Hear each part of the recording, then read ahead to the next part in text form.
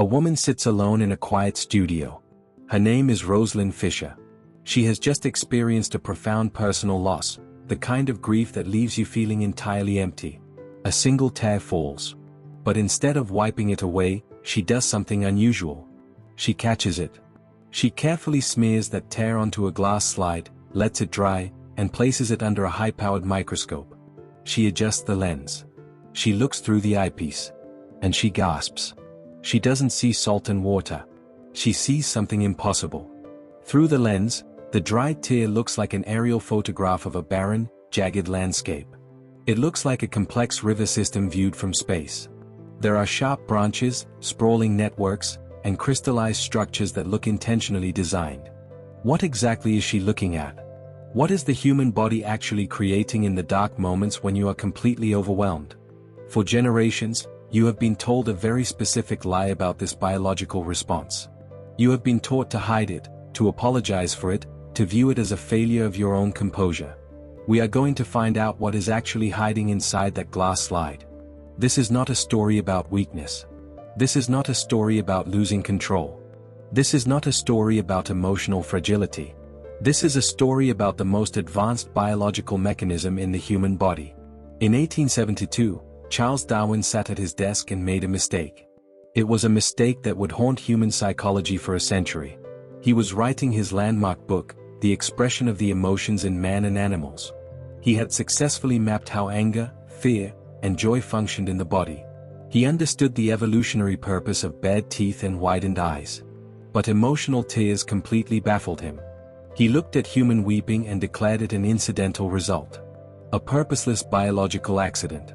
He compared it to the eye-watering when struck by a physical blow. The scientific community took his word for it. For the next 100 years, the smartest minds in the world concluded that crying was just a leaky valve. A flaw. A loss of mechanical control. You know the result of this scientific mistake. You have lived it. Think about the times you have sat in a parked car, or a locked bathroom stall, or a tense meeting, desperately swallowing the lump in your throat. You fight the tears, forcing them down, because society taught you that crying means you are breaking down. That you are fragile. That you are losing your grip on reality. But society is wrong. And if we look far enough back into the ancient world, we find a culture that actually understood human biology better than Darwin did. Take Odysseus. The legendary Greek hero. A hardened, brutal warrior who survived a decade of savage war. When you read Homer's epic, you do not find a stoic man hiding his emotions behind a wall of apathy. You find Odysseus sitting on the shores of Calypso's island, weeping openly and violently for his lost comrades. He sobbed. He wailed. And the ancients did not view this as a weakness. To them, shedding tears was a display of immense strength. It was high status. It was absolute proof that a person possessed the profound capacity to carry the crushing weight of human suffering and survive it. They knew instinctively what Darwin missed. Here's what most people miss. The scientific validation for the ancient world didn't arrive until the 1980s. An American biochemist named Dr. William H. Fry II decided to challenge the century-old assumption that tears were useless. He suspected your body was doing something highly specific when you cried. He wanted proof. So, he set up a deeply unconventional experiment. First, he had his subjects chop fresh onions. He carefully collected the reflex tears they produced.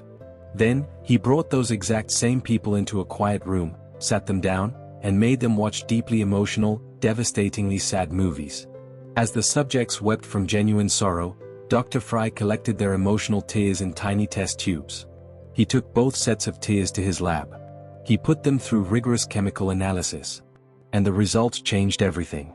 The medical term for emotional crying is psychogenic lacrimation.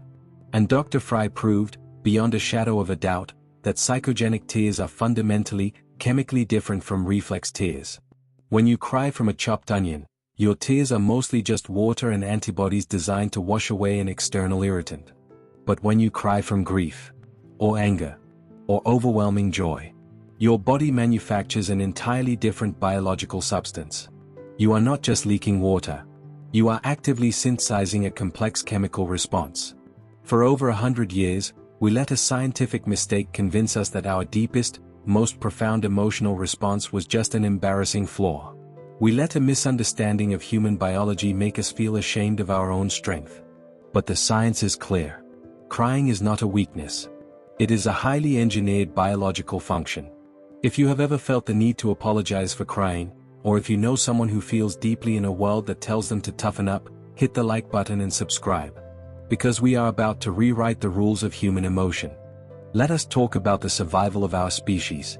A Dutch clinical psychologist named Dr. Advingerhout spent decades looking at the evolutionary timeline of human weeping. He mapped our history. And he noticed a massive, glaring anomaly in the animal kingdom. Animals feel pain. Animals experience distress. Dogs whimper. Elephants mourn their dead. But humans are the only species on this planet that shed emotional tears. We are entirely alone in this. Why? When you were born, you were completely helpless. An early human infant in the wild could not run. It could not defend itself. If it cried out loudly in the dark, it might attract predators. Vingerhout realized that emotional tears evolved as a silent distress signal. A way to say, "I need you," without making a fatal sound. Tears became the ultimate social glue. When you see someone cry, your brain instantly registers their vulnerability. It forces a biological empathy response. It binds a tribe together. Without this silent mechanism, our early ancestors would have splintered, isolated themselves, and died out in the wilderness. You are alive today because your ancestors knew how to weep. But it gets stranger.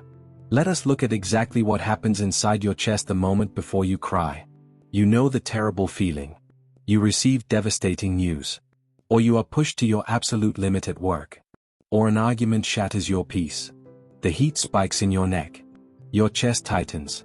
You can barely pull oxygen into your lungs. This is your sympathetic nervous system, your fight or flight response, screaming into overdrive. Your brain is flooding your bloodstream with cortisol. You are processing a massive amount of extreme emotional data. You are redlining. If your body stays in that state, you will sustain severe psychological and physical damage.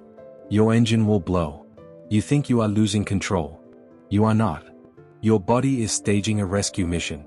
It activates the parasympathetic nervous system, the PNS.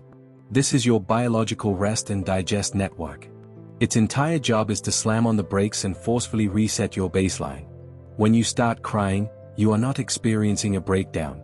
You are experiencing a high-level biological intervention.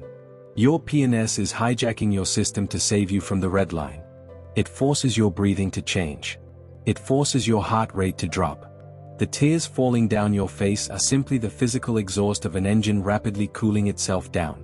Your body is forcefully regulating an extreme internal environment. Let us trace the exact microsecond of this biological rescue. A surge of overwhelming emotion hits the amygdala. The amygdala registers the psychological shock and fires an emergency signal deep into the brain, directly to the hypothalamus. The hypothalamus instantly triggers the parasympathetic nervous system.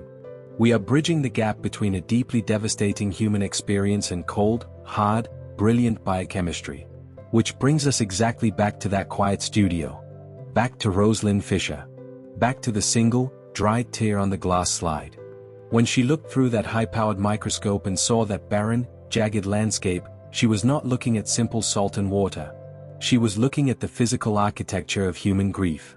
When Dr. Fry ran his chemical analysis, he discovered why those structures looked so complex. Emotional tears are heavily packed with biological compounds that regular tears simply do not have. And the most critical component he found is a highly specific endorphin. It is called leukenkephalin. Leukenkephalin is a natural painkiller. Your body produces it specifically to soothe extreme physical or psychological trauma. When you are sobbing in your car, or weeping in a locked bathroom stall, your nervous system is working with ruthless efficiency. It is actively packaging up your internal distress. It is converting that extreme emotional data into a liquid state. And it is physically pushing the pain out of your eyes. You are not leaking. You are purging. So, what do we actually know now? First, crying is an exocrine process, exactly like exhaling. It is a strict biological necessity designed to physically expel stress compounds from your body. Second, if you are someone who cries easily, your nervous system is not fragile. It is highly efficient at processing and regulating extreme emotional data.